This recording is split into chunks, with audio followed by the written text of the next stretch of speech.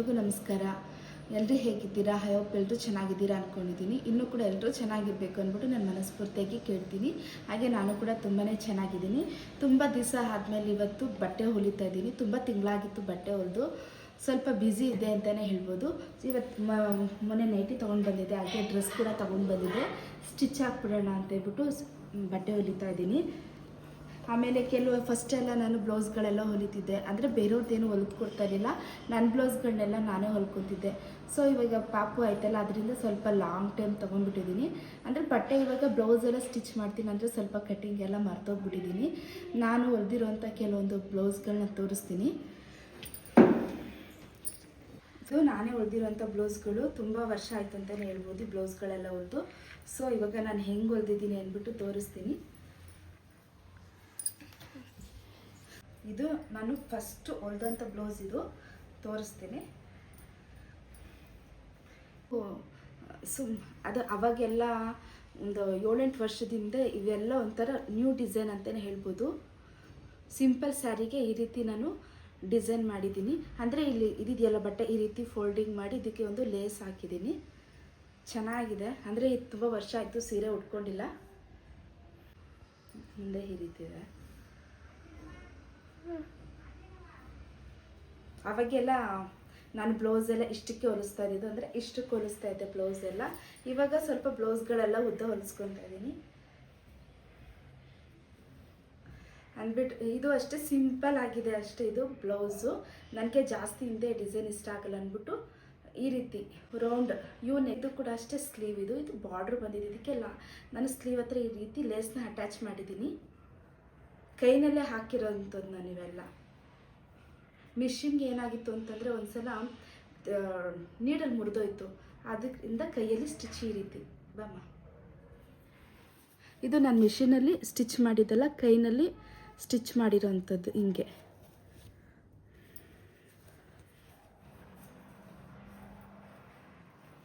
ಇದು ಕೂಡ ಅಷ್ಟೇ, ಇದು ಪೈಪಿಂಗ್ ಕೊಟ್ಟಿದ್ದೀನಿ ಸಿಂಪಲ್ ಆಗಿ, ಸೀರೆಗೂ ಮ್ಯಾಚಿಂಗ್ ಆಗುತ್ತೆ ಅಂದ್ಬಿಟ್ಟು ಈ ಸೀರೆನ, ಇದೊಂದು ಬ್ಲೌಸ್ ಒಂದು ಸೀರೆ ಇದ್ದಿತ್ತು, ತುಂಬ ಒಂದು 2-3 ವರ್ಷ ಆಗಿತ್ತು, ಎತ್ತಿಗೆ ಬಿಟ್ಟಿದ್ದೆ. ಆ ನಂತರ ಹೊಲ್ಕೊಂಡಿದ್ದೀನಿ. ಅಂದರೆ ಇದು ಕೂಡ ಅಷ್ಟೇ ಹಿಂಗಿದೆ. ಇದು ಮಾಮೂಲಿ, ಇದು ಬಟ್ಟೆ ತಗೊಂಡು ಹೊಲ್ದಿರೋಂಥದ್ದು. ಅಂದರೆ ಇವಾಗ ಹಾಕೊಳೋದೇ ಇಲ್ಲ ಇವೆಲ್ಲ. ಈ ರೀತಿ ಸಿಂಪಲ್ಲಾಗಿ ಹೊಲ್ಕೊಂಡಿದ್ದೀನಿ. ಇದು ಕೂಡ ಅಷ್ಟೇ ಹಾಫ್ ಸ್ಲೀವ್ ಇದೆ. ಇವೆಲ್ಲ ನಾನೇ ಹೊಲ್ದಿರೋಂಥದ್ದು ಬ್ಲೌಸ್ಗಳೆಲ್ಲ. ಇದು ಕೂಡ ಅಷ್ಟೇ ಹಾಫ್ ಬ್ಲೌಸು, ಸಿಂಪಲ್ಲಾಗಿ, ಅಂದರೆ ಪೂಜೆ ಎಲ್ಲ ಮಾಡಬೇಕಾದಾಗ ಉಟ್ಕೊಳಕ್ಕೆ ಅಂತ ಹೇಳ್ಬಿಟ್ಟು ಸಿಂಪಲಾಗಿ ಹೊಲ್ಕೊಂಡಿದ್ದೀನಿ ಬ್ಲೌಸು. ಇನ್ನು ಉಳಿದಿದ್ದ ಬ್ಲೌಸ್ಗಳೆಲ್ಲ ಹಳೇದಾಯಿತು ಅಂದ್ಬಿಟ್ಟು ಇಷ್ಟೇ. ಇವಾಗ ನಾನು ಹೊಲ್ದಿರೋಂಥ ಬ್ಲೌಸ್ಗಳು ಇಷ್ಟೇ. ಅಂದರೆ ಈ ಸೀರೆಗಳೆಲ್ಲ ಅವಾಗ ಹೊಲ್ದಿದ್ದು, ಅಂದರೆ ಈ ನಡುವೆ ಎಲ್ಲೂ ನನ್ನ ಬ್ಲೌಸ್ಗಳು ಹೊಲ್ದಿಲ್ಲ. ಸ್ವಲ್ಪ ಎಲ್ಲ ಹೇಳಿದ್ನಲ್ಲ, ಸ್ವಲ್ಪ ಸ್ಟಿಚಿಂಗ್ ಅಂದರೆ ಕಟ್ಟಿಂಗ್ ಎಲ್ಲ ಮರ್ತೋಗ್ಬಿಟ್ಟಿದ್ದೀನಿ. ಅಂದರೆ ಇವಾಗ ಕಟ್ಟಿಂಗ್ ಒಂದು 2-3 ಸಾರಲ್ಲಿ ನೋಡ್ಕೊಂಡ್ಬಿಟ್ರೆ ನಾನು ಮತ್ತೆ ಸ್ಟಿಚಿಂಗ್ ಸ್ಟಾರ್ಟ್ ಮಾಡೋಣ ಅಂತ ಹೇಳ್ಬಿಟ್ಟು ಇದ್ದೀನಿ. ಇಲ್ಲಿ ನಾನು 2 ನೈಟಿ ತೊಗೊಂಡು ಬಂದಿದ್ದೆ ಮೊನ್ನೆ. ಇದು ನೈಟಿ ಬಂದ್ಬಿಟ್ಟು ಕಾಟನ್, ಪ್ಯೂರ್ ಕಾಟನ್ ಇದೆ ನೈಟಿ. 331 ರೂಪಾಯಿ. ಡಿಸ್ಕೌಂಟ್ ಎಲ್ಲ ಹೋಗಿ 300 ರೂಪಾಯಿ, 300 ರೂಪಾಯಿ, 600 ರೂಪಾಯಿ ಆಗಿದೆ. ಸ್ಟಿಚ್ ಮಾಡೋಣ ಅಂತಿದ್ದೀನಿ. ಸ್ವಲ್ಪ ಉದ್ದ ಇದೆ, ನೀರಿಗೆ ಹಾಕಿದ್ರೆ ಸ್ವಲ್ಪ ಸಿಂಕಾಗುತ್ತೆ ಅಂದರೂ ಕೂಡ. ನನ್ನ ಹತ್ರ 2 ಟೈಲರಿಂಗ್ ಮಿಷಿನ್ ಇದೆ. ಒಂದು ಬಂದ್ಬಿಟ್ಟು ದೊಡ್ಡದು ಟೈಲರಿಂಗ್ ಮಿಷಿನ್ ನಾಗ್ಪಲ್ ಅಂತ, ಅದು ಪವರ್ ಮಿಷಿನ್ನು. ಆವಾಗ ಒಂದು 9,500 ರೂಪಾಯಿ ಕೊಟ್ಟು ನಾನು ತಗೊಂಡಿದ್ದು. ಅದು ಫಸ್ಟ್ ಎಲ್ಲ ಸ್ಟಿಚ್ ಎಲ್ಲ ಚೆನ್ನಾಗಿ ಬೀಳ್ತಿತ್ತು. ನಾವು ಚಿಕ್ಕ ಮನೇಲಿದ್ವಿ ಆವಾಗ. ಮನೆ ಒಳಗಡೆ ಇಡಕ್ಕೆ ಜಾಗ ಇಲ್ಲ ಅಂದ್ಬಿಟ್ಟು ನಾನು ಹೊರಗಡೆ ಇಟ್ಟಿದ್ದೆ.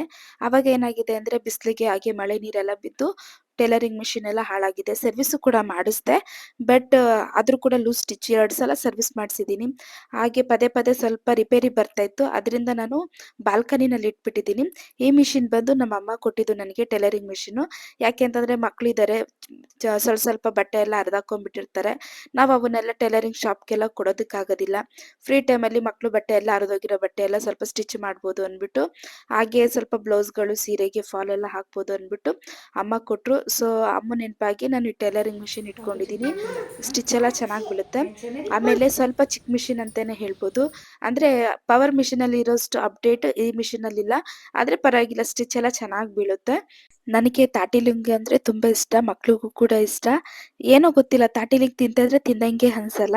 ಹಾಗೆ ಬರ್ಬೇಕಾದ ದಾರಿನಲ್ಲಿ ತಾಟಿ ಲುಂಗು ಹಾಗೆ ಕಲ್ಲಂಗಡಿ ಹಣ್ಣನ್ನ ತಂದಿದ್ದಾರೆ. ಸೊ ಸಿಪ್ಪೆ ಬಿಡ್ಸೋದು ತುಂಬ ಈಸಿ. ಚಾಕು ಇರುತ್ತಲ್ಲ, ಚಾಕುನಲ್ಲಿ ಬೇಗ ಬಂದ್ಬಿಡುತ್ತೆ. ಎಷ್ಟು 2 ತಾಟಿ ಲಿಂಕ್ ತಂದಿದ್ದಿತ್ತು. ಇವ್ರೇನು ಮಾಡ್ಬಿಟ್ಟು ಎಲ್ಲ ತಿಂದ್ಬಿಟ್ಟು ಎರಡೆರಡು ಇಟ್ಟಿದ್ದಾರೆ ನನಗೆ ಅಂದ್ಬಿಟ್ಟು. ನನ್ನ ಮಗಳು ಮತ್ತೆ ನಮ್ಮ ಯಜಮಾನ್ರು. ಪೂಜಾ ಅಪ್ಪ ಎಷ್ಟು ತಂದಿತ್ತು ತಾಟಿ ಲಿಂಗು? 5. 5 ತಗೊಬಂದಿತ್ತಾ? ಮತ್ತೆ ಎರಡೆರಡು ಇಕ್ಕಿದ್ದೀರಾ? ಅಜ್ಜಿ ನಾನು ವಾಣಿ ಅಪ್ಪ ಎಲ್ಲರೂ ತಿನ್ಕೊಂಡ್ರಾ? ಅದಳು ನನಗೆ. ಹಾಂ, ನೀನು ನನಗಿದು ಇಷ್ಟ. ತಂದಿದ್ದು ನಾನು ಮುಳಿ ರಿಕ್ವೆಸ್ಟ್ ಮಾಡ್ತೇನೆ.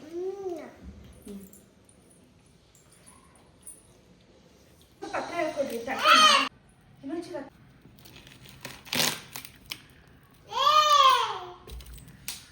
ನಮಗೆ ಮಗ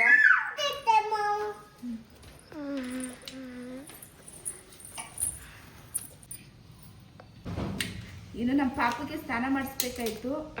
ಸ್ನಾನ ಮಾಡ್ಸಕ್ಕೆ ನೀರು ಬಿಟ್ಟಿದ್ದೀನಿ. ವಾವ್, ತಾಟಿ ಲಿಂಗನೆಲ್ಲ ಚೆನ್ನಾಗಿ ಇಸ್ಕಾಕ್ಬಿಟ್ಟಿದ್ದಾನೆ ಕೈಯಲ್ಲಿ. ಇವಾಗ ಸ್ನಾನ ಮಾಡಿಸ್ಬೇಕು.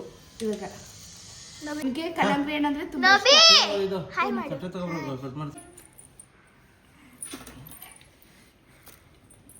ಚಾಟ್ ಮಸಾಲ ಹಾಕ್ಲಾ? ಇದಕ್ಕೆ ಪೆಪ್ಪರ್ ಇದಾಕಿರ್ತಾರ? ಕಾಯಿ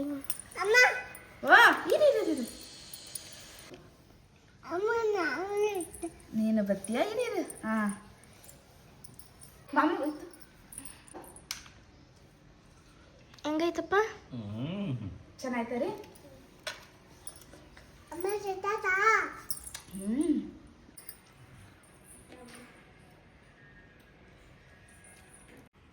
ಎಲ್ಲ ಮೇಲ್ಮೇಲೆ ಹಣ್ಣಿರೋದೆಲ್ಲ ತಿನ್ಕೊಂಬಿಡ್ರಿ. ಕಾಯಿ ಎಲ್ಲ ಹಾಗೆ ಇಡ್ರಿ ಅಲ್ವಾ? ಯಾವಾಗ ನೋಡಿದ್ರೆ ಇವತ್ತು ನಮ್ಮ ಮನೆಯಲ್ಲಿ ನಾನ್ ವೆಜ್ ಮಾಡ್ತಿಲ್ಲ. ಯಾಕೆ ಅಂತಂದ್ರೆ ನಮ್ಮ ಮಾವ ಇದಾರಲ್ಲ, ನಮ್ಮ ರಿಲೇಷನ್ ಅಲ್ಲಿ ಒಬ್ರದ್ದು ಫಂಕ್ಷನ್ ಇದೆ. ಅಂದ್ರೆ ಅವ್ರ ಮೊಮ್ಮಗುಗೆ ಮುಡಿ ಕೊಡ್ತಾರಲ್ಲ, ಆ ಫಂಕ್ಷನ್ಗೆ ಹೋಗಿದ್ದಾರೆ. ಆದ್ರಿಂದ ಅವ್ರನ್ನ ಬಿಟ್ಟು ಹೇಗ್ ತಿನ್ನೋದು ಅಂದ್ಬಿಟ್ಟು ಮಾಡಿಲ್ಲ. ನಮ್ಮ ಮನೇಲಿ ಯಾರಾದ್ರೂ ಒಬ್ರು ಎಲ್ಲಾದ್ರೂ ಹೋಗಿದ್ದಾರೆ ಅಂದ್ರೆ ನಾನ್ ವೆಜ್ ಮಾಡಲ್ಲ. ಅಕಸ್ಮಾತ್ ಮಾಡಿದ್ರೆ ತುಂಬಾ ಅಪರೂಪವಾಗಿ ಮಾಡ್ತೀವಿ. ಮಕ್ಳು ಕೇಳ್ತಾ ಇರ್ತಾರಲ್ಲ ಅಂದ್ಬಿಟ್ಟು ಅವ್ರಿಗೋಸ್ಕರ ಮಾಡ್ಕೊಡ್ತೀವಿ, ಇಲ್ಲಾಂದ್ರೆ ಮಾಡೋದಿಲ್ಲ. ಮಾಡಿದ್ದಿತ್ತಲ್ಲ, ಬಟ್ಟೆ ಸ್ಟಿಚ್ ಮಾಡಿದ್ದಿತ್ತು. ತಾಟಿ ಲಿಂಕ್ ತಂದಿದ್ರು. ಸೊ ಎರಡೆರಡು ಇಕ್ಕಿದ್ರು. ತಾಟಿ ಲಿಂಕ್ ತಿಂದೆ. ಆನಂತರ ಇದು ಕಲ್ಲಂಗಡಿ ಹಣ್ಣಿತ್ತು. ಕಲ್ಲಂಗಡಿ ಹಣ್ಣು ಕಟ್ ಮಾಡಿಬಿಟ್ಟು ಇನ್ನು ಪೂಜಾ ತಿಂದ್ಲು, ಪಾಪು ತಿಂದ, ಆಮೇಲೆ ನಮ್ಮ ಯಜಮಾನ್ರು ನಮ್ಮ ಅತ್ತೆನೂ ಸಹ ತಿಂದರು. ಇವಾಗ ಸಂಡೇ, ಇವತ್ತು ಮಕ್ಕಳೆಲ್ಲ ಮನೇಲಿದ್ದಾರೆ. ಸೊ ಅವ್ರಿಗೋಸ್ಕರ ಅಂದ್ಬಿಟ್ಟು ನಾನು ಪಾವ್ ಭಾಜಿ ರೆಸಿಪಿ ಮಾಡ್ತಾಯಿದ್ದೀನಿ. ಅದಕ್ಕೆ ನಾನು ಬೀಟ್ರೋಟು, ಕ್ಯಾರೆಟು, ಆಲೂಗಡ್ಡೆ ಮತ್ತು ಹೂಕೋಸು ಹಾಗೆ ಹಸಿ ಬಟಾಣಿ ತೊಗೊಂಡು ಇಟ್ಕೊಂಡಿದ್ದೀನಿ. ಸೊ ತುಂಬ ದಿವಸ ಆಗಿಬಿಟ್ಟಿತ್ತು, ಮಾಡಿಲ್ಲ. ಇವತ್ತು ಫಸ್ಟ್ ಟೈಮ್, ಅಂದರೆ ಒಂದು ಟೈಮ್ ಏನೋ ಟ್ರೈ ಮಾಡಿದ್ದೆ, ಚೆನ್ನಾಗಿ ಬಂದಿತ್ತು. ಇವಾಗ 2ನೇ ಸಲ ನಾನು ಮಾಡ್ತಾ ಇರೋದು ಪಾವ್ ಭಾಜಿ ರೆಸಿಪಿ. ಆಮೇಲೆ ಮಕ್ಕಳು ಮನೇಲಿದ್ದರೆ ಏನಾದರೂ ಕೇಳ್ತಿರ್ತಾರೆ. ಅದು ಮಾಡಿಕೊಡಮ್ಮ, ಇದು ಮಾಡಿಕೊಡಮ್ಮ ಅಂತೇಳ್ಬಿಟ್ಟು ಕೇಳ್ತಾನೆ ಇರ್ತಾರೆ. ಸೊ ದಿನ ನಮ್ಮದು ಅಡುಗೆ ಮನೆಯಲ್ಲೇ ಆಗೋಗುತ್ತೆ ಕೆಲಸ. ಇವಾಗ ಇದಾಗ್ತಿದ್ದಂಗೆ ಮತ್ತೆ ನೈಟ್ ಅಡುಗೆಗೆ ಪ್ರಿಪೇರ್ ಮಾಡ್ಕೊಬೇಕು ನಾನು. ಈಗ ಪಾವ್ ಭಾಜಿ ರೆಸಿಪಿ ಮಾಡ್ತೀನಿ, ಬನ್ನಿ. ಮೊದಲು ಕಟ್ ಮಾಡಿದಂತಹ ಬೀಟ್ರೋಟು, ನಾನು ಇಲ್ಲಿ 2 ಬೀಟ್ರೋಟ್ ಹಾಕ್ಕೊಂಡಿದ್ದೀನಿ.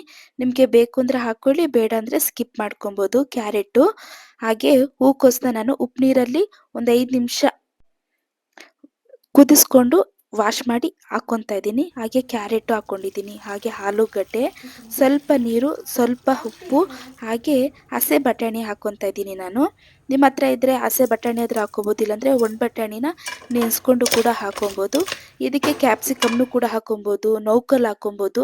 ನಮಗಿಷ್ಟವಾದ ತರಕಾರಿನೆಲ್ಲ ಹಾಕ್ಕೊಂಡು ಚೆನ್ನಾಗಿ ಬೇಯಬೇಕು. ಅದರಿಂದ 5 ರಿಂದ 6 ವಿಷಲ್ ಕೂಗಿಸ್ಕೊಬೇಕು. ಅಷ್ಟರಲ್ಲಿ ನಾನಿಲ್ಲಿ 2 ಈರುಳ್ಳಿನ ತಗೊಂಡಿದ್ದೀನಿ.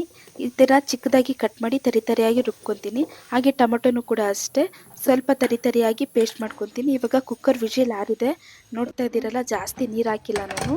ಅಷ್ಟು ಅಂದರೆ ಬೇಕಂದರೆ ನಾವು ಆ್ಯಡ್ ಮಾಡ್ಕೋಬೋದು. ಮೊದಲೇ ನೀರು ಜಾಸ್ತಿ ಆಗಿಬಿಟ್ರೆ ಒಂಥರ ಜಾಸ್ತಿ ಗ್ರೇವಿ ಕನ್ಸಿಸ್ಟೆನ್ಸಿ ಇದೆಯಲ್ಲ, ತೆಳು ಆಗಿಬಿಡುತ್ತೆ. ಅದರಿಂದ ಬೇಕಂದರೆ ನಾವು ಆಮೇಲೆ ಬೇಕಂದರೆ ಸ್ವಲ್ಪ ನೀರನ್ನ ಆ್ಯಡ್ ಮಾಡ್ಕೋಬೋದು. ನಾನು ತರಕಾರಿಗಳನ್ನೆಲ್ಲ ಚೆನ್ನಾಗಿ ಈ ರೀತಿ ಸ್ನ್ಯಾಶ್ ಮಾಡ್ಕೊತಾ ಇದ್ದೀನಿ. ತರಕಾರಿ ನಮಗೆ ಬಾಯಿಗೆ ಸಿಗಬಾರ್ದು, ಫುಲ್ಲು ನುಣ್ಣಗಾಗ್ಬಿಟ್ಟಿರಬೇಕು ಪೇಸ್ಟ್ ಥರ, ಆವಾಗ ಚೆನ್ನಾಗಿರುತ್ತೆ. ಇವಾಗ ಫುಲ್ಲು ಆಗಿದೆ, ತರಕಾರಿಗಳೆಲ್ಲ ಈ ರೀತಿ ಸ್ನ್ಯಾಶ್ ಮಾಡಿದ್ದೀನಿ. ಈಗ ಒಂದು ಕಡಾಯಿನ ಬಿಸಿ ಮಾಡೋಕ್ಕೆ ಇಟ್ಟಿದ್ದೀನಿ. ಕಡಾಯಿ ಬಿಸಿ ಆದಮೇಲೆ ಸ್ವಲ್ಪ ಎಣ್ಣೆ ಹಾಕ್ಕೊಂಡಿದ್ದೀನಿ. ಎಣ್ಣೆ ಚೆನ್ನಾಗಿ ಕಾದಾದ ನಂತರ ಇದಕ್ಕೆ ಸ್ವಲ್ಪ ಕಾಲ ಜೀರ ಹಾಕ್ಕೊಂಡಿದ್ದೀನಿ. ಕಾಲ ಜೀರ ಹಾಕಿದ ನಂತರ ಇದಕ್ಕೆ ಸ್ವಲ್ಪ ಬೆಣ್ಣೆ ಹಾಕ್ಕೊಂಡಿದ್ದೀನಿ. ಬೆಣ್ಣೆ ಎಲ್ಲ ಕರಗಿ ನೊರೆ ಎಲ್ಲ ಆರಬೇಕು. ಆರಿದ ಮೇಲೆ ಇದಕ್ಕೆ ಸ್ವಲ್ಪ ಕಸೂರಿ ಮೆಥಿನ ಹಾಕ್ಕೊತಾ ಇದ್ದೀನಿ. ಕಸೂರಿ ಮೆಥಿ ಹಾಕಿದ್ಮೇಲೆ ಈರುಳ್ಳಿ ಪೇಸ್ಟ್ ಮಾಡಿ ಇಟ್ಕೊಂಡಿದ್ನಲ್ಲ, ಅದನ್ನು ಹಾಕ್ಕೊಂಡಿದ್ದೀನಿ. ಈರುಳ್ಳಿ ಎಲ್ಲ ಚೆನ್ನಾಗಿ ಫ್ರೈ ಆಗಿ ಎಣ್ಣೆ ಮೇಲೆ ಬರಬೇಕು. ನಾವು ಎಲ್ಲ ಪದಾರ್ಥಗಳನ್ನೂ ಕೂಡ ಅಷ್ಟೇ ಎಣ್ಣೆಯಲ್ಲಿ ಎಷ್ಟು ಚೆನ್ನಾಗಿ ಫ್ರೈ ಮಾಡ್ತೀವೋ ಅಷ್ಟು ಟೇಸ್ಟ್ ಚೆನ್ನಾಗಿರುತ್ತೆ. ಇದಕ್ಕೆ 1 ಸ್ಪೂನ್ ಆಗೋಷ್ಟು ಶುಂಠಿ ಬೆಳ್ಳುಳ್ಳಿ ಪೇಸ್ಟ್ ಹಾಕ್ತಾ ಇದ್ದೀನಿ. ಇದನ್ನು ಕೂಡ ಅಷ್ಟೇ ಒಂದು 5 ನಿಮಿಷ ಚೆನ್ನಾಗಿ ಫ್ರೈ ಮಾಡ್ಕೊತೀನಿ. ನಂತರ ಟೊಮೊಟೊ ಪೇಸ್ಟನ್ನು ಹಾಕ್ಬಿಟ್ಟು ಚೆನ್ನಾಗಿ ಎಣ್ಣೆ ಬಿಡೋ ತನಕ ಇದನ್ನು ಕೂಡ ನಾನು ಒಂದು 5 ನಿಮಿಷ ಮೀಡಿಯಂ ಫ್ಲೇಮಲ್ಲೇ ಫ್ರೈ ಮಾಡ್ಕೊತೀನಿ. ಈಗ ಚೆನ್ನಾಗಿ ಟೊಮೊಟೊ ಎಲ್ಲ ಫ್ರೈ ಆಗಿದೆ. ಇವಾಗ ಇದಕ್ಕೆ 1.5 ಟೇಬಲ್ ಸ್ಪೂನ್ ಆಗೋಷ್ಟು ಅಚ್ಕಾರದ ಪುಡಿ ಹಾಕ್ಕೊತಾ ಇದ್ದೀನಿ. 1.5 ಟೇಬಲ್ ಸ್ಪೂನ್ ಆಗೋಷ್ಟು ಧನಿಯಾ ಪುಡಿ, 2 ಟೇಬಲ್ ಸ್ಪೂನ್ ಆಗೋಷ್ಟು ಅಂದರೆ 2 ಸ್ಪೂನ್ ಆಗೋಷ್ಟು ಪಾವ್ ಭಾಜಿ ಮಸಾಲ, ಸ್ವಲ್ಪ ಅರಿಶಿಣದ ಪುಡಿ, ಸ್ವಲ್ಪ ಜೀರಿಗೆ ಪುಡಿ, 1/4 ಸ್ಪೂನ್ಗಿಂತ ಕಡಿಮೆ, ಹಾಗೆ ಪೆಪ್ಪರ್ ಪೌಡರ್ನ ಹಾಕ್ಕೊಂಡ್ಬಿಟ್ಟು ನಾನು ಚೆನ್ನಾಗಿ ಮೀಡಿಯಂ ಫ್ಲೇಮಲ್ಲೇ ಎಲ್ಲ ಮಸಾಲೆಗಳನ್ನು ಫ್ರೈ ಮಾಡ್ಕೊತೀನಿ. ಯಾಕಂದರೆ ಪಾವ್ ಭಾಜಿ ಜಾಸ್ತಿ ಕ್ವಾಂಟಿಟಿಯಲ್ಲಿ ಮಾಡ್ತೀವಿ ಅಂತಂದರೆ ಫ್ಲೇಮ್ ಇರುತ್ತಲ್ಲ, ಜಾಸ್ತಿ ಇಟ್ಕೊಂಡು ಮಾಡ್ಕೋಬೋದು. ಅಂದರೆ ಮನೆಯಲ್ಲಿ ಸ್ವಲ್ಪ ಮಾಡ್ಕೊತಾ ಇದ್ದೀವಲ್ಲ, ಅದರಿಂದ ನಾವು ಮೀಡಿಯಂ ಫ್ಲೇಮಲ್ಲಿ ಇಟ್ಕೊಂಡೆ ಫ್ರೈ ಮಾಡ್ಕೊತೀನಿ.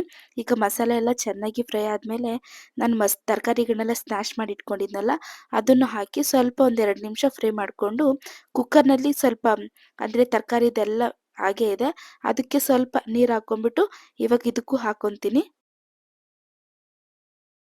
ಅಂದರೆ ಜಾಸ್ತಿ ನೀರು ಹಾಕ್ಕೊಳಕ್ಕೆ ಹೋಗ್ಬಾರ್ದು, ನೋಡಬೇಕು. ಸ್ವಲ್ಪ ನೀರು ಕಡಿಮೆ ಇತ್ತು ಅಂದರೆ ಆ್ಯಡ್ ಮಾಡ್ಕೊಬೋದು. ಚೆನ್ನಾಗಿ 1-2 ನಿಮಿಷ ಹಂಗೆ ಚೆನ್ನಾಗಿ ಫ್ರೈ ಮಾಡೋಕ್ಕೆ ಬಿಡ್ತೀನಿ. ರುಚಿಗೆ ತಕ್ಕಷ್ಟು ಉಪ್ಪು ಹಾಕ್ಕೊತಾ ಇದ್ದೀನಿ. ಯಾಕೆ ಅಂತಂದರೆ ನಾನು ತರಕಾರಿ ಬೇಯಬೇಕಾದ್ರೆ ಸ್ವಲ್ಪ ಉಪ್ಪು ಹಾಕಿದ್ದೆ. ಈಗ ಮಸಾಲೆಗೆ ಸ್ವಲ್ಪ ಉಪ್ಪು ಹಾಕ್ಕೊತಾ ಇದ್ದೀನಿ. ಚೆನ್ನಾಗಿ ಒಂದು 5 ನಿಮಿಷ ಲಿಡ್ನ ಕ್ಲೋಸ್ ಮಾಡಿಬಿಡ್ತೀನಿ. ಮಕ್ಕಳು ಈ ಥರ ಸ್ಟ್ರೀಟ್ ಫುಡ್ ಅಂದರೆ ತುಂಬ ಇಷ್ಟಪಟ್ಟು ತಿಂತಾರೆ. ಮನೇಲೆಲ್ಲಿ ಇವಾಗ ಬೀಟ್ರೂಟ್ ಪಲ್ಯ ಮಾಡ್ತೀವಿ ಅಂದ್ಕೊಳ್ಳಿ, ತಿನ್ನೋದಿಲ್ಲ, ಸ್ವಲ್ಪ ಸೈಡ್ಗೆ ಎತ್ತಿಕ್ ಬಿಡ್ತಾರೆ. ಕ್ಯಾರೆಟ್ ಪಲ್ಯನೂ ಅಷ್ಟೇ. ಈ ರೀತಿ ನಾವೆಲ್ಲ ಚೆನ್ನಾಗಿ ಸ್ನ್ಯಾಶ್ಡ್ ಅಂದರೆ ಪೇಸ್ಟ್ ರೀತಿ ಮಾಡಿಕೊಟ್ಬಿಟ್ಟು ಅದಕ್ಕೇನೋ ಒಂದು ಸ್ವಲ್ಪ ಮಸಾಲೆನೆಲ್ಲ ಆ್ಯಡ್ ಮಾಡಿದ್ರೆ ಚೆನ್ನಾಗಿರುತ್ತೆ. ಆಮೇಲೆ ನಾನು ಇದು ಸ್ವೀಟ್ ಆಗುತ್ತೆ ಅಂದ್ಕೊಂಡಿದ್ದೆ, ಬಟ್ ಇಲ್ಲ, ಆ ಥರ ಏನೂ ಆಗಿಲ್ಲ. ಇದಕ್ಕೆ ಕರೆಕ್ಟಾಗಿ ಉಪ್ಪು, ಖಾರ ಮತ್ತು ಎಲ್ಲ ಹುಳಿ ಎಲ್ಲ ಕರೆಕ್ಟಾಗಿ ಹಾಕಿರೋದ್ರಿಂದ ಸಿಹಿ ಆಗೋದಿಲ್ಲ, ಚೆನ್ನಾಗಿತ್ತು. ಇವಾಗ ನಾನು ಪಾವ್ ಭಾಜಿ ಬ್ರೆಡ್ ತಗೊಂಡಿದ್ದೀನಿ. ಈ ರೀತಿ ಚೆನ್ನಾಗಿ ಕಟ್ ಮಾಡಿ ಇಟ್ಕೊಂಡಿದ್ದೀನಿ. ಇವಾಗ ಮಸಾಲೆನೂ ರೆಡಿ ಆಗಿದೆ. ಇದಕ್ಕೆ ಸ್ವಲ್ಪ ಲಾಸ್ಟಲ್ಲಿ ಇನ್ನೇನು ಆಫ್ ಮಾಡ್ತೀವಿ ಅನ್ನೋಂಗೆ ಒಂದು 5 ನಿಮಿಷದ ಮುಂಚೆ ಒಂದು ಸ್ವಲ್ಪ ಬೆಣ್ಣೆ ಹಾಕಿಬಿಟ್ರೆ ಪಾವ್ ಭಾಜಿ ಮಸಾಲ ರೆಡಿ ಆಯಿತು. ನೋಡ್ತಾ ಇದ್ದೀರಲ್ಲ, ಪಾವ್ ಭಾಜಿ ಮಸಾಲೆಗೆ ಯಾವುದು ಕೂಡ ನಾನು ಅಂದರೆ ಫುಡ್ ಕಲರ್ ಆ್ಯಡ್ ಮಾಡಿಲ್ಲ. ಎಷ್ಟು ಚೆನ್ನಾಗಿದೆ ರೆಡ್ ಆಗಿ ಅಂದರೆ ಅಷ್ಟು ರುಚಿಯಾಗಿತ್ತು ಮಾತ್ರ. ಇವಾಗ ಒಂದು ಪ್ಯಾನ್ನ ಬಿಸಿ ಮಾಡೋಕ್ಕಿಟ್ಟು ಅದಕ್ಕೆ ಸ್ವಲ್ಪ ಬೆಣ್ಣೆ ಹಾಕ್ತಾ ಇದ್ದೀನಿ. ಬೆಣ್ಣೆ ಎಲ್ಲ ಕರಗಿದ ಮೇಲೆ ಇದಕ್ಕೆ ಸ್ವಲ್ಪ ಒಂದು ಅರ್ಧ ಸ್ಪೂನ್ ಆಗೋಷ್ಟು ಪಾವ್ ಭಾಜಿ ಮಸಾಲ, ಸ್ವಲ್ಪ ಖಾರದ ಪುಡಿ, ಸ್ವಲ್ಪ ಕೊತ್ತಂಬರಿ ಹಾಕ್ಬಿಟ್ಟು ನಾನು ಪಾವ್ ಭಾಜಿ ಮಸಾಲೆ ಮಾಡಿದ್ನಲ್ಲ ಅದನ್ನು ಸ್ವಲ್ಪ ಹಾಕಿ ಈ ರೀತಿ ಚೆನ್ನಾಗಿ ಒಂದು ಸ್ವಲ್ಪ ಎಲ್ಲನೂ ಕೂಡ ಮಿಕ್ಸ್ ಮಾಡ್ಕೊತೀನಿ. ಮಿಕ್ಸ್ ಮಾಡಿದಾದ್ಮೇಲೆ ಪಾವ್ ಭಾಜಿ ಬ್ರೆಡ್ನ 2 ಕಡೆ ಅಷ್ಟೇ ಬಟರ್ನ ಅಪ್ಲೈ ಮಾಡಿಬಿಟ್ಟು ಫುಲ್ಲು ಈ ರೀತಿ ಫುಲ್ಲು ಬೆಣ್ಣೆನೆಲ್ಲ ಅಪ್ಲೈ ಮಾಡಿಬಿಟ್ಟು 2 ಕಡೆ ಫ್ರೈ ಮಾಡಿದ್ರೆ ಪಾವ್ ಭಾಜಿ ರೆಸಿಪಿ ರೆಡಿ ಆಯಿತು. ಇದಕ್ಕೆ ಕಾಂಬಿನೇಷನ್ ಆಗಿ ನಾನು ಈರುಳ್ಳಿ ಕಟ್ ಮಾಡ್ಕೊಂಡಿದ್ದೀನಿ. ಟೇಸ್ಟ್ ಅಂತೂ ಸೂಪರ್ ಆಗಿತ್ತು ಅಂತಲೇ ಹೇಳ್ಬೋದು. ನಾನು ಅಷ್ಟೊತ್ತಿಗೆ ಸರ್ವ್ ಮಾಡ್ತಿದ್ದಾಗ ಕರೆಂಟ್ ಹೊರ್ಟೋಯ್ತು. ಸೊ ಅದರಿಂದ ನಾನು ಹೊರಗಡೆ ಸರ್ವ್ ಮಾಡ್ತಾ ಇದ್ದೀನಿ. ಒಂದ್ಸಲ ಮಕ್ಕಳಿಗೆ ಈ ರೀತಿ ಮಾಡಿಕೊಡಿ, ಚೆನ್ನಾಗಿದೆ ಹೆಲ್ತಿ ಫುಡ್ಡು. ಅಂದರೆ ಬ್ರೆಡ್ಡು ಅಂದರೆ ದಿನಾ ತಿನ್ನೋಂಗಿಲ್ಲ, ಅಪರೂಪವಾಗಲ್ವ ನಮ್ಮ ಮಕ್ಳಿಗೆ ಮಾಡಿಕೊಡೋದು. ಸೊ ಏನೂ ಆಗಲ್ಲ, ಚೆನ್ನಾಗಿರುತ್ತೆ ಟೇಸ್ಟ್ ಮಾತ್ರ. ನೋಡ್ತಾ ಇರ್ಬೋದು ಪಾವ್ ಭಾಜಿ ಎಷ್ಟು ಚೆನ್ನಾಗಿದೆ ಅಂತ ಹೇಳ್ಬಿಟ್ಟು, ಟೇಸ್ಟು ಕೂಡ ಅಷ್ಟೇ ಸೂಪರ್ ಆಗಿದೆ. ಇದಕ್ಕೆ ಸ್ವಲ್ಪ ನಾನು ನಿಂಬೆಹಣ್ಣು ಆ್ಯಡ್ ಮಾಡ್ತಾ ಇದ್ದೀನಿ, ಚೆನ್ನಾಗಿರುತ್ತೆ ಟೇಸ್ಟು. ಅಷ್ಟೇ. ಫೋನ್ ಇಡಿಸು.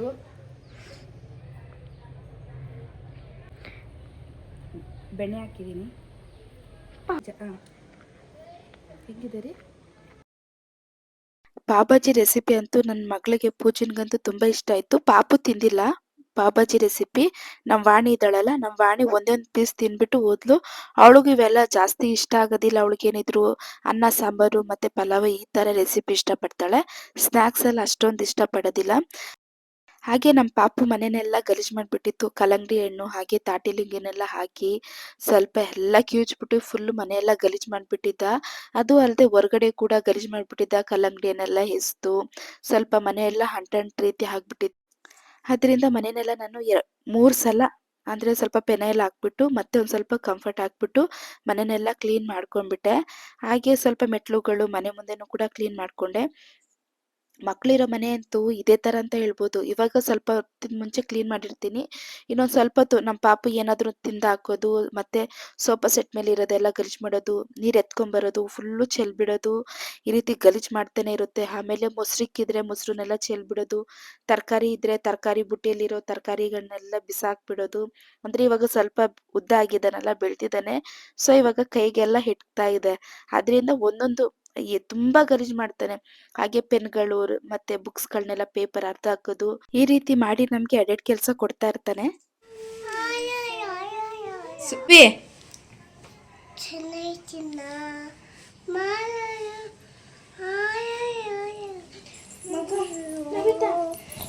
ನುಬ್ಬಿ ಮುಗಿ Baba black sheep. Baba black sheep. Have you any more? ಮಗ One for the master, one for the lion. Johnny, Johnny, eating sugar, telling lies. Open your mouth. मेरी गैया आती है, मेरी गैया आती है, गोरे रंग में सजती है. ಇಲ್ಲಿಗೆ ಅಲ್ಲ ಡೋರ ಮಾಡಿಸಿದ್ದ ವಾಣಿ ಅಕ್ಕ ಮಾಡಿಸ್ತಾ.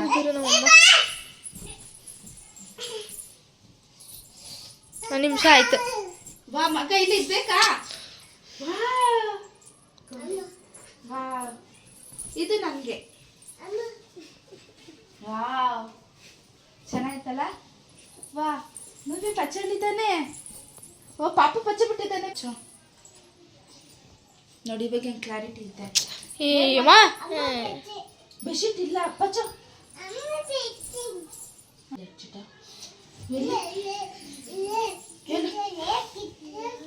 ಹರೀಶ ಕುಂಟಿ ಮೇಲೆ ನೋಡುದಾ? ಒಂದು ನಿಮಿಷ ಆಯ್ತು 5 ನಿಮಿಷನೇ ಆಯ್ತು. ಅಪ್ಪನ ಕರಿ ಕುಚ್ಚಿಟ್ಟು ಅಂತೆ. ಅಷ್ಟೇ. ಉಗುರು ಕಚ್ತಾರಾ? ಉಗುರು ಕಚ್ಬಾರ್ದು ನುಬ್ಬಿ.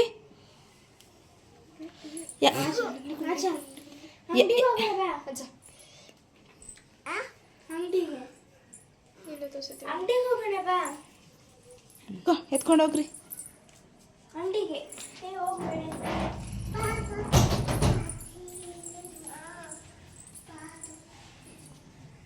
ನಮ್ಮ ಪಾಪು ಜೊತೆ ಆಟ ಆಡ್ತಾ ಇದ್ರೆ ಟೈಮ್ ಹೋಗೋದೇ ಗೊತ್ತಾಗೋದಿಲ್ಲ. ಹೆಂಗೆ ಟೈಮ್ ಸ್ಪೆಂಡ್ ಮಾಡಿದ್ವಿ ಅಂತಲೂ ಗೊತ್ತಾಗೋದಿಲ್ಲ. ಒಂದು ಸ್ವಲ್ಪ ಮೈಂಡೆಲ್ಲ ಸ್ವಲ್ಪ ರಿಲ್ಯಾಕ್ಸ್ ಆಗಿರುತ್ತೆ. ಇವತ್ತು ನೈಟ್ ಡಿನ್ನರ್ಗೆ ಅಂತ ಹೇಳ್ಬಿಟ್ಟು ನಾನು ಹುಳಿ ಸೊಪ್ಪಿನ ಚಟ್ನಿ ಮಾಡ್ತಾ ಇದ್ದೀನಿ. ಅಂದರೆ ಗೋಂಗೂರ ಪಚಡಿ ಅಂತಲೂ ಸಹ ಕರೀತಾರೆ, ಹುಳಿ ಸೊಪ್ಪು ಖಾರ ಅಂತಲೂ ನಾವು ಕರಿತೀವಿ. ಇದಕ್ಕೆ ಕಾಂಬಿನೇಷನ್ ಆಗಿ ನಾನು ಮುದ್ದೆ ಹಾಗೆ ಮೊಟ್ಟೆ ಪಲ್ಯ ಮಾಡ್ತಾ ಇದ್ದೀನಿ. ಜ್ವರ ಏನಾದರೂ ಬಂದಾಗ, ಹಾಗೆ ಬಾಯಿ ಕೆಟ್ಟೋದಾಗ, ಮತ್ತೆ ಟ್ರಾವೆಲಿಂಗ್ ಮಾಡ್ಕೊಂಡು ಬಂದಾಗ ಈ ರೀತಿ ಅಂದರೆ ಗೊಜ್ಜು ಖಾರ ತಿಂದರೆ ತುಂಬ ಹೆಲ್ತ್ಗೆ ಒಳ್ಳೆಯದು. ಚಟ್ನಿ ಮೊಟ್ಟೆ ಪಲ್ಯ ನಿಮ್ಗೆ ಊಟ ಬೇಡವಾ?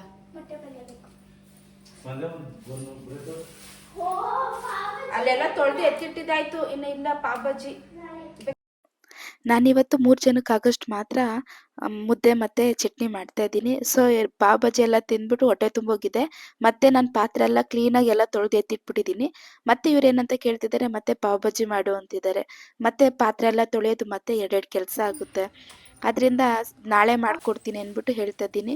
ಸೊ ಅವರು ನನಗೆ ಮುದ್ದೆ ಬೇಡ, ನನಗೆ ಬೇರೆ ಮೊಟ್ಟೆ ಪಲ್ಯ ಆದರೆ ಸಾಕು ಅಂತ ಹೇಳ್ತಾ ಇದ್ದಾರೆ. ಇಲ್ಲಿ ಹುಳಿ ಸೊಪ್ಪು ಇದೆಯಲ್ಲ 2 ರೀತಿ ಇರುತ್ತೆ ಹುಳಿ ಸೊಪ್ಪು.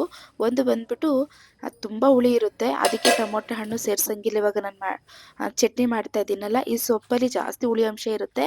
ಆದರೆ ನಾನು ಒಂದೇ ಒಂದು ಚಿಕ್ಕ ಟೊಮೊಟೊ ಹಾಕ್ತೀನಿ ಅಷ್ಟೇ, ಸ್ವಲ್ಪ ರುಚಿಗೆ. ಬೇಕು ಅಂದರೆ ಹಾಕೊಬೋದು, ಬೇಡ ಅಂದರೆ ಸ್ಕಿಪ್ ಮಾಡ್ಕೊಬೋದು.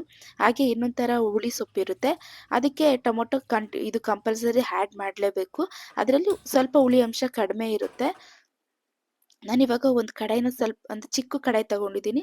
ನೀರು ಹಾಕ್ಬಿಟ್ಟು ನೀರೆಲ್ಲ ಸ್ವಲ್ಪ ಕಾದಿದ ಮೇಲೆ ಇದಕ್ಕೆ 5 ಹಸಿಮೆಣಸಿನ್ಕಾಯಿ, ಚಿಕ್ಕ ಟೊಮೊಟೊ ಬೇಕು ಅಂದರೆ ಹಾಕೊಬೋದು, ಬೇಡ ಅಂದರೆ ಸ್ಕಿಪ್ ಮಾಡ್ಬೋದು. ನಾನಿವತ್ತು ಹುಳಿ ಸೊಪ್ಪು ತಗೊಂಡಿದ್ದೀನಿ. ಈ ಹುಳಿ ಸೊಪ್ಪು ಇದೆಯಲ್ಲ, ಇದನ್ನು ಗೋಂಗೂರ ಸೊಪ್ಪು ಅಂತ ಕರೀತಾರೆ. ಇದರಲ್ಲಿ ಜಾಸ್ತಿ ಸ್ವಲ್ಪ ಹುಳಿ ಅಂಶ ಜಾಸ್ತಿ ಇರುತ್ತೆ, ಹೆಲ್ತ್ಗೂ ಕೂಡ ತುಂಬಾ ಒಳ್ಳೆಯದು. ಇದರಿಂದ ಕೆಲವೊಂದು ಮೆಡಿಸನ್ಗಳನ್ನೂ ಕೂಡ ಮಾಡ್ತಾರೆ. ಇವತ್ತು ಅಂದರೆ ಇದು ನೋಡೋಕೆ ಇಷ್ಟು ಕಾಣ್ತಿದೆ ಸೊಪ್ಪು, ಆದರೆ ಬೇಯಿಸಿದ್ರೆ ಇಷ್ಟೇ ಆಗೋದು, ಒಂದು ಇಬ್ರಿಗಾಗುತ್ತಷ್ಟೇ, 2ರಿಂದ 3 ಜನಕ್ಕಾಗುತ್ತೆ ಸೊಪ್ಪು. ಈಗ ಟೊಮೊಟೊ ಎಲ್ಲ ಚೆನ್ನಾಗಿ ಬೆಂದಿದೆ. ಇವಾಗ ನಾನು ಈ ಗೋಂಗೂರ ಸೊಪ್ಪು ಇದೆಯಲ್ಲ, ಹುಳಿ ಸೊಪ್ಪು ಅಂತ ಕರಿತೀವಿ ಇದನ್ನು ನಾವು. ಇವಾಗ ಚೆನ್ನಾಗಿ ವಾಶ್ ಮಾಡಿ ಇಟ್ಕೊಂಡಿದ್ದೀನಿ 2 ಸಲ. ಸ್ವಲ್ಪ ಉಪ್ಪು ಹಾಕ್ಬಿಟ್ಟು ಚೆನ್ನಾಗಿ ವಾಶ್ ಮಾಡಿ ಎತ್ತಿಟ್ಕೊಂಡಿದ್ದೀನಿ. ಇವಾಗ ಟೊಮೊಟೊ ಎಲ್ಲ ಚೆನ್ನಾಗಿ ಬೆಂದಿದೆ, ಇವಾಗ ಹಾಕ್ಕೊತೀನಿ. ಈ ಗೋಂಗೂರ ಸೊಪ್ಪು ಇದೆಯಲ್ಲ, ಹುಳಿ ಸೊಪ್ಪು ಬೇಗ ಬೆಂದೋಗ್ಬಿಡುತ್ತೆ. ಇವಾಗ ಬೇಯಿಸ್ಕೊಂಡಿರೋ ಟೊಮೊಟೊ ಮತ್ತು ಹಸಿಮೆಣಸಿನ್ಕಾಯಿನ ಒಂದು ಪ್ಲೇಟ್ಗೆ ಟ್ರಾನ್ಸ್ಫರ್ ಮಾಡ್ಕೊಂಡ್ಬಿಡ್ತಾ ಇದ್ದೀನಿ. ಮತ್ತು ಅದೇ ನೀರು ಇದೆಯಲ್ಲ ಸಾಕು, ಮತ್ತು ಎಕ್ಸ್ಟ್ರಾ ನೀರು ಹಾಕೊಳೋದೇನು ಬೇಕಾಗೋದಿಲ್ಲ. ಇದು ಸ್ವಲ್ಪ ನೀರಿದ್ರೆ ಸಾಕು, ಒಂದು 2 ನಿಮಿಷಕ್ಕೆ ಬೆಂದೋಗ್ಬಿಡುತ್ತೆ. ಇದು ಗೋಂಗೂರ ಪಚ್ಚಡಿ ಇದೆಯಲ್ಲ, ಒಂದು 2-3 ವಿಧಾನದಲ್ಲಿ ಮಾಡ್ಬೋದು. ಎಣ್ಣೆನಲ್ಲೇ ಫ್ರೈ ಮಾಡಿಬಿಟ್ಟು ಮಾಡ್ತಾರೆ. ಹಾಗೆ ಎಣ್ಣೆ ಒಂದು ಸ್ವಲ್ಪನೂ ಎಣ್ಣೆ ಹಾಕ್ತೀರಾ ಝೀರೋ ಅಂದರೆ ಸ್ವಲ್ಪ ಒಂಚೂರು ಎಣ್ಣೆ ಹಾಕ್ತೀರಾ ಮಾಡ್ತಾರೆ. ಅಂದರೆ ಡಯಟ್ ಏನಾದರೂ ಮಾಡ್ತಾರಲ್ಲ ಅಂಥವ್ರಿಗೆ ಇದು ಒಳ್ಳೆ ಬೆಸ್ಟ್ ಫುಡ್ ಅಂತ ಹೇಳ್ತೀನಿ ನಾನು. ಈಗ ನೋಡ್ತಾ ಇದ್ದೀರಲ್ಲ, ಇವಾಗ ಸೊಪ್ಪೆಲ್ಲ ಇಷ್ಟು ಬೆಂದಿದ್ರೆ ಸಾಕು, ಜಾಸ್ತಿ ಏನು ಬೇಯೋದೇನು ಬೇಡ. ಫುಲ್ಲು ಕಲ್ಲರ್ ರುಬ್ತೀನಲ್ಲ ಸರಿ ಹೋಗುತ್ತೆ. ಇಲ್ಲಿ ನಾನು 3 ಜನಕ್ಕೆ ಆಗಷ್ಟು ಅಷ್ಟೇ ಮಾಡ್ತಾ ಇರೋದು. ಅದರಿಂದ ನಾನು ಚಿಕ್ಕದು ಅಂದರೆ ಬೆಳ್ಳುಳ್ಳಿ ಶುಂಠಿ ಪೇಸ್ಟ್ ಮಾಡ್ಕೊತೀವಲ್ಲ, ಆ ಕಲ್ಲಲ್ಲಿ ನಾನು ರುಬ್ಕೊತಾ ಇದ್ದೀನಿ. ಜಾಸ್ತಿ ಕ್ವಾಂಟಿಟಿನಲ್ಲಿ ಮಾಡ್ಕೊತೀನಿ, ಅಂದರೆ 6-7 ಜನಕ್ಕೆ ಮಾಡ್ಕೊತೀನಿ ಅಂದರೆ ನಮ್ಮದು ದೊಡ್ಡದು ರುಬ್ಬೋ ಕಲ್ಲಿದೆ, ಅದರಲ್ಲಿ ಮಾಡ್ಕೊತೀನಿ. 2ರಿಂದ 3 ಜನಕ್ಕೆ ಅಂದ್ಬಿಟ್ಟು ನಾನು ಈ ಚಿಕ್ಕ ಕಲ್ಲಲ್ಲಿ ಮಾಡ್ಕೊತಾ ಇದ್ದೀನಿ. ಇದಕ್ಕೆ ನಾನು ಬೆಳ್ಳುಳ್ಳಿ ಸ್ವಲ್ಪ ಒಂದು 5ರಿಂದ 6, ಈರುಳ್ಳಿ 1 ಈರುಳ್ಳಿ ತೊಗೊಂಡಿದ್ದೀನಿ, ಮತ್ತು ಚಿಕ್ಕದೊಂದು ಟೊಮೊಟೊ ಬೇಕು ಅಂದರೆ ಹಾಕ್ಕೋಬೋದು, ಬೇಡ ಅಂದರೆ ಸ್ಕಿಪ್ ಮಾಡ್ಬೋದು. ಸ್ವಲ್ಪ ಕೊತ್ತಂಬರಿ, ಬೇಯಿಸಿರೋ ಹುಳಿ ಸೊಪ್ಪು, ಸ್ವಲ್ಪ ಉಪ್ಪು ಎಲ್ಲ ಹಾಕ್ಬಿಟ್ಟು ಸ್ವಲ್ಪ ದಪ್ಪ ದಪ್ಪ ಸ್ವಲ್ಪ ರುಬ್ಕೊಂಡ್ರೆ ಸಾಕು. ಜಾಸ್ತಿ ಪೇಸ್ಟ್ ಆಗಬೇಕಂತ ಏನಿಲ್ಲ, ಚೆನ್ನಾಗಿ ಈ ರೀತಿ ರುಬ್ಕೊತಾ ಇದ್ದೀನಿ ನಾನು. ಅಕಸ್ಮಾತ್ ಈ ಥರ ಕಲ್ಲಿಲ್ಲ ಅಂತಂದರೆ ಮಿಕ್ಸಿಗೆ ಅಂದರೆ ಜಾಸ್ತಿ 1 ಸೆಕೆಂಡು ಆಫ್ ಮಾಡಿ ಆನ್ ಮಾಡಿದ್ರೆ ಈ ಚಟ್ನಿ ರೆಡಿ ಆಗಿಬಿಡುತ್ತೆ. ಜಾಸ್ತಿ ಪೇಸ್ಟ್ ಮಾಡಿದ್ರೆ ರುಚಿ ಇರೋದಿಲ್ಲ ಈ ಥರ ಚಟ್ನಿಗಳು. ಇದಕ್ಕೆ ಯಾವುದೇ ಕಾರಣಕ್ಕೂ ಜೀರಿಗೆ ಸೇರಿಸಬಾರ್ದು. ಜೀರಿಗೆ ಹಾಕ್ತೀರಾ ಮಾಡಿದ್ರೆ ಹುಳಿ ಸೊಪ್ಪು ಚಟ್ನಿ ತುಂಬ ರುಚಿಯಾಗಿರುತ್ತೆ. ಈಗ ಚಟ್ನಿ ಎಲ್ಲ ರುಬ್ಬಿದಾಗಿದೆ, ನೋಡ್ತಾ ಇದ್ದೀರಲ್ಲ, ಇಷ್ಟು ಅದೇ ಇದ್ರೆ ಸಾಕು. ಇದನ್ನ ಒಂದು ಬಾಣಲಿಗೆ ನಾನು ಟ್ರಾನ್ಸ್ಫರ್ ಮಾಡ್ಕೊತೀನಿ. ಇಷ್ಟೇ ಇದು ಚಟ್ನಿ, ಇನ್ನೇನು ಎಣ್ಣೆ ಮತ್ತು ಒಗ್ಗರಣೆ ಏನು ಸೇರ್ಸಂಗಿಲ್ಲ, ಇಷ್ಟಾದರೆ ಸಾಕು. ಹಾಗೆ ನಾನು ಮುದ್ದೆಗಿಟ್ಟಿದ್ದೆ. ಈ ಥರ ಚಟ್ನಿಗೆಲ್ಲ ಅನ್ನದ ಮುದ್ದೆ ಮಾಡ್ತೀವಲ್ಲ, ಸ್ವಲ್ಪ ನೀರು ಚೆನ್ನಾಗಿ ಕಾಯಕ್ಕೆ ಇಟ್ಬಿಟ್ಟು ಅದಕ್ಕೆ ಅನ್ನ ಆದರೂ ಆಯಿತು, ನುಚ್ಚಾದರೂ ಆಯಿತು ಹಾಕ್ಬಿಟ್ಟು ಚೆನ್ನಾಗಿ ಉಕ್ಕು ಬಂದಮೇಲೆ ಹಸಿಟ್ಟು ಹಾಕ್ಬಿಟ್ಟು ನೋಡ್ಕೊಬೇಕು. ಹಸಿಟ್ಟು ಹಾಕ್ಬಿಟ್ಟು ಜಾಸ್ತಿ ಗಟ್ಟಿ ಇರಬಾರ್ದು, ಮುದ್ದೆ ಮೀಡಿಯಮ್ ಆಗಿರಬೇಕು. ಚೆನ್ನಾಗಿ ತೀಡ್ಬಿಟ್ಟು ಆನಂತರ ಮುದ್ದೆ ಕಟ್ಟಿದ್ರೆ ಚಟ್ನಿಗಂತೂ ಒಳ್ಳೆ ಕಾಂಬಿನೇಷನ್ನು.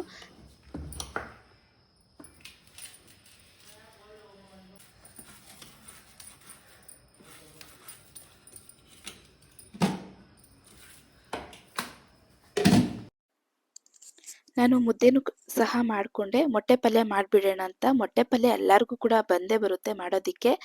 ಸೊ ಆದರೂ ಒಂದು ಸಲ ಮೊಟ್ಟೆ ಪಲ್ಯ ಮಾಡೋದು ತೋರಿಸ್ಲೇಬೇಕಲ್ವಾ. ಒಂದು ಕಡಾಯಿನ ಬಿಸಿ ಮಾಡೋಕ್ಕಿಟ್ಟು ಎಣ್ಣೆ ಹಾಕಿದ್ದೀನಿ. ಎಣ್ಣೆ ಕಡಿಮೆನೂ ಹಾಕ್ಕೋಬೋದು, ಎಣ್ಣೆ ಹಾಕ್ದಿದ್ರೂ ಸಹ ಮಾಡಿ ಪಲ್ಯ ಮಾಡ್ಬೋದು. ಹೇಗೆ ಅಂತ ನಾನು ಯಾವಾಗಾದರೂ ನೆಕ್ಸ್ಟ್ ವೀಡಿಯೋದಲ್ಲಿ ಅಪ್ಲೋಡ್ ಮಾಡ್ತೀನಿ. ಸ್ವಲ್ಪ ಎಣ್ಣೆ ಹಾಕ್ಬಿಟ್ಟು, ಎಣ್ಣೆ ಸ್ವಲ್ಪ ಕಾದಾದ ನಂತರ ಹಸಿಮೆಣಸಿನ್ಕಾಯಿನ ಉದ್ದು ಕಟ್ ಮಾಡ್ಕೊಂಡಿದ್ದೆ ಅದನ್ನ ಹಾಕಿ, ಚಿಕ್ಕದಾಗಿ ಕಟ್ ಮಾಡ್ಕೊಂಡಿರೋ ಈರುಳ್ಳಿನ ಹಾಕಿ, ಒಂದು ಟೊಮೊಟೊ ಹಾಕಿದ್ದೀನಿ. ಹಾಗೆ ಸ್ವಲ್ಪ ಕೊತ್ತಂಬರಿ, ಇದಕ್ಕೆ ಸ್ವಲ್ಪ ರುಚಿಗೆ ತಕ್ಕಷ್ಟು ಉಪ್ಪು, ಸ್ವಲ್ಪ ಪೆಪ್ಪರ್ ಪೌಡರು, ಸ್ವಲ್ಪ ಅಚ್ಕಾರದ ಪುಡಿ ಹಾಕ್ಬಿಟ್ಟು ಲೋ ಫ್ಲೇಮಲ್ಲೇ ಚೆನ್ನಾಗಿ ಫ್ರೈ ಮಾಡ್ಕೊತೀನಿ. ಚೆನ್ನಾಗಿ ಫ್ರೈ ಆದಮೇಲೆ ಇಲ್ಲಿ ನಾನು ಮೊಟ್ಟೆ ಹಾಕ್ಕೊತಿದ್ದೀನಿ. 8 ಮೊಟ್ಟೆನ ಹಾಕ್ಕೊತಾ ಇದ್ದೀನಿ. ಹಾಕ್ಕೊಂಡು ಚೆನ್ನಾಗಿ ಫ್ರೈ ಆಗಬೇಕು, ಸೀದಿಸಬಾರ್ದು ಯಾವುದೇ ಕಾರಣಕ್ಕೂ. ನಾನು ಮೊಟ್ಟೆ ಪಲ್ಯ ಮಾಡೋದಕ್ಕೆ, ಹಾಗೆ ಕರ್ಮೀನು ಏನಾದರೂ ಉರಿಯೋದು, ಮತ್ತು ಸೀಗಡಿ ಏನಾದರೂ ಉರಿಯೋದು, ಮತ್ತು ಏನಾದರೂ ಕಾಳುಗಳನ್ನ ಉರಿಬೇಕಂದ್ರೆ ನಾನು ಇದೇ ಬಾಣಲಿ ಯೂಸ್ ಮಾಡೋದು. ನಾನ್ ಸ್ಟಿಕ್ ಎಲ್ಲ ನಾವು ಯೂಸ್ ಮಾಡ್ತೀವಿ ಅಂತಂದ್ರೆ ಇವಾಗ ನಮ್ಮ ಮೊಟ್ಟೆ ಎಲ್ಲ ಕಚ್ಕೊಂಡಿರುತ್ತಲ್ಲ ನಾವು ಸೋಟಲ್ಲಿ ನಾವು ತಿರುಗಿಸ್ತೀವಿ ಅವಾಗ ಏನಾಗುತ್ತಂದ್ರೆ ನಾನ್ ಸ್ಟಿಕ್ ಪಾತ್ರೆ ಎಲ್ಲ ಬೇಗ ಹಾಳಾಗ್ಬಿಡುತ್ತೆ. ಸೊ ಅದರಿಂದ ನಾನು ಮೊಟ್ಟೆ ಉರಿಯೋದಿಕ್ಕೆ ಹಾಗೆ ಕರ್ಮೀನು ಎಲ್ಲ ಉರಿಯೋದಿಕ್ಕೆ ಈ ತರ ಬಾಂಡ್ಲಿನ ಯೂಸ್ ಮಾಡ್ತೀನಿ. ಆಮೇಲೆ ವಾಶ್ ಮಾಡೋದು ಕೂಡ ಅಷ್ಟೇ ಈಸಿ ಆಗುತ್ತೆ ನನಗೆ. ಇವಾಗ ಮೊಟ್ಟೆ ಪಲ್ಯ ಆಗಿದೆ, ಚಟ್ನಿ ಆಗಿದೆ, ಮುದ್ದೆನೂ ಆಗಿದೆ. ನಾನು ಸರ್ವ್ ಮಾಡ್ಬಿಡ್ತೀನಿ.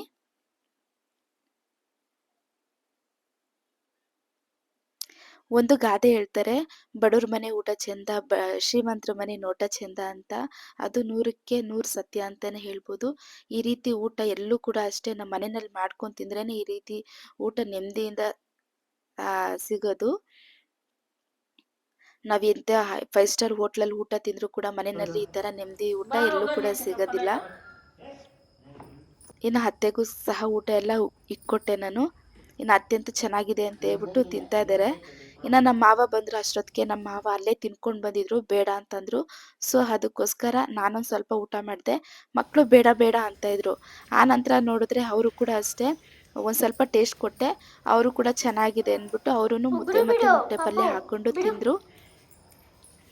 ಇನ್ನು ನಮ್ಮ ಪಾಪುಗೆ ಸ್ವಲ್ಪ ಅನ್ನ ಮಾಡಿದ್ದೆ. ಅನ್ನಕ್ಕೇನೆ ಸ್ವಲ್ಪ ತುಪ್ಪ ಮತ್ತೆ ಇದು ಚಟ್ನಿ ಇದೆಯಲ್ಲ, ಗೋಂಗೂರ ಚಟ್ನಿ, ಅದನ್ನೇ ಹಾಕಿ ತಿನ್ನಿಸ್ದೆ. ಕಿಚನ್ ಎಲ್ಲ ಸ್ವಲ್ಪ ಕ್ಲೀನ್ ಮಾಡಿಬಿಟ್ಟು ಹಂಗೆ ಗಡಿಯಾರ ಶೆಲ್ ಡೌನ್ ಆಗಿಬಿಟ್ಟಿತ್ತು. ನಾವೇನು ಮಾಡಿಬಿಟ್ಟಿದ್ದೀವಿ, ಬೆಳಗ್ಗೆ ಟೈಮ್ ಆಗಿಲ್ಲ ಅಂತ ಹಂಗೆ ಮಲ್ಕೊಂಡಿದ್ದೀವಿ. ನೋಡಿದ್ರೆ ಗಡಿಯಾರದ್ದು ಶೆಲ್ಲು ಡೌನ್ ಆಗಿಬಿಟ್ಟಿದೆ. ಫೋನಲ್ಲಿ ನೋಡಿದ್ರೆ ಟೈಮ್ ಜಾಸ್ತಿ ತೋರಿಸ್ತಿತ್ತು. ಅದಕ್ಕೋಸ್ಕರ ಇನ್ನು ನಾಳೆ ಅಂತಂದರೆ ಆಗೋದಿಲ್ಲ ಅಂದ್ಬಿಟ್ಟು ಶೆಲ್ ಎತ್ಕೊಂಡು ಬಂದು ಹಾಕ್ತಾ ಇದ್ದೀನಿ. ಅಂದರೆ ಮನೆಯಲ್ಲಿ ನಿಂತೋಗಿರೋ ಗಡಿಯಾರ ಇರಬಾರ್ದು, ನಮ್ಮ ಜೀವನನೂ ಅದೇ ಥರ ಆಗುತ್ತೆ ಅಂತ ಹೇಳ್ತಾರೆ. ಸೊ ಅದಕ್ಕೋಸ್ಕರ ನಾಳೆ ಅನ್ನೋದು ಬಿಟ್ಬಿಟ್ಟು ಇವಾಗಲೇ ನಾನು ಹಾಕ್ಬಿಟ್ಟೆ. ಇಲ್ಲ ಅಂತಂದ್ರೆ ಏನಾಗುತ್ತೆ, ಅಯ್ಯೋ ಆಮೇಲೆ ಹಾಕೋಣ, ಇನ್ನು ಸ್ವಲ್ಪ ಹೊತ್ತು ಬಿಟ್ಟು ಹಾಕೋಣ ಅಂದ್ಬಿಟ್ಟು ಒಂಥರ ನಾವೇ ಸೋಂಬೇರಿತನ ಮಾಡ್ತೀವಿ. ಹಂಗೆ ನಾನು ನೆಕ್ಸ್ಟ್ ಡೇ ಅಂದರೆ ಮಂಡೇದು ಕಂಟಿನ್ಯೂಷನ್ ಮಾಡ್ತಾ ಇದ್ದೀನಿ.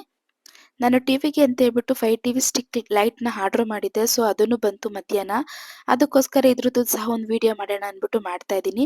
ಈ ನಡುವೆ ಜಾಸ್ತಿ ಪಾಪು ಫೋನ್‌ಗೆ ಅಡಿಕ್ಟ್ ಆಗ್ಬಿಡ್ತಾ ಇದ್ದಾನೆ. ಮಕ್ಕಳಿಗೆ ಫೋನ್ ಕೊಡಬಾರ್ದು. ಅದರಿಂದ ನಾನು ಈ ಪ್ರಾಡಕ್ಟ್‌ನ ತರಿಸಿದ್ದೀನಿ. ಇದ್ರದ್ದು ಅಮೌಂಟ್ ಬಂದ್ಬಿಟ್ಟು 3512. ಇದ್ರದ್ದು ಲಿಂಕ್‌ನ ನಾನು ಡಿಸ್ಕ್ರಿಪ್ಷನಲ್ಲಿ ಕೊಟ್ಟಿರ್ತೀನಿ, ಹಾಗೆ ಚೆಕ್ ಮಾಡಿ.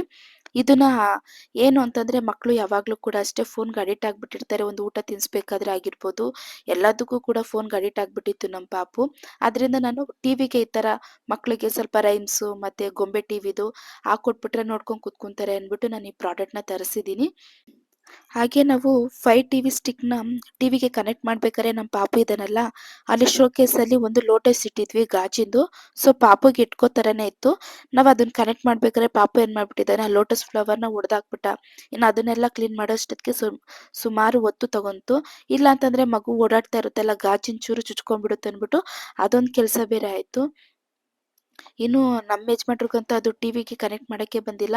ಸೊ ಆಮೇಲೆ ಫೋನ್ ನೋಡ್ಕೊಂಡು ಹೇಗೆ ಅದನ್ನ ಕನೆಕ್ಟ್ ಮಾಡೋದು ಅಂದ್ಬಿಟ್ಟು ಮಾಡಿದ್ರು. ಇವತ್ತು ಮಾಡಿದಂತಹ ಪಾವ್ ರೆಸಿಪಿ ಹೇಗಿತ್ತು, ಹಾಗೆ ಗೋಂಗೂರ ಪಚ್ಚಡಿ ಅಂತಾರಲ್ಲ ಆ ರೆಸಿಪಿ ಹೇಗಿತ್ತು ನೈಟ್ ಡಿನ್ನರ್ಗಂತ ಮಾಡಿದ್ದು, ಹಾಗೆ ನಿಮ್ಮ ಅನಿಸಿಕೆಗಳನ್ನ ನನಗೆ ತಿಳಿಸಿ. ಇದಾಗಿತ್ತು ಇವತ್ತಿನ ವ್ಲಾಗ್. ಈ ವಿಡಿಯೋ ನಿಮಗೆ ಇಷ್ಟ ಆಗಿದೆ ಅಂತ ಅಂದ್ಕೊಂಡಿದ್ದೀನಿ.